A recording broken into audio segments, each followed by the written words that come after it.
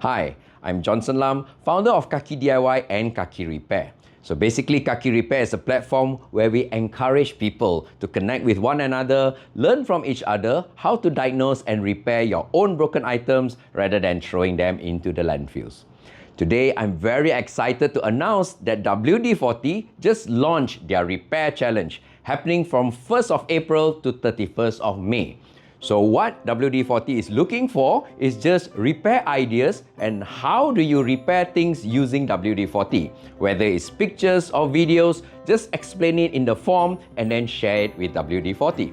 And since we are also helping each other out in this type of content, why not stand a chance to win some prizes, right? WD40 is giving out 10,000 ringgit and many other attractive prizes such as PlayStation and iPhones and Garmin watches.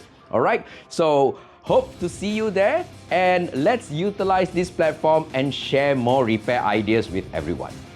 To sign up is super simple. Just go to the WD40 Repair Challenge website. Here's are the terms and conditions. Just click on the Join the Challenge Now button and you can sign in using Facebook or Google or create an account. And with that, you can choose to upload an image, video or multi-step.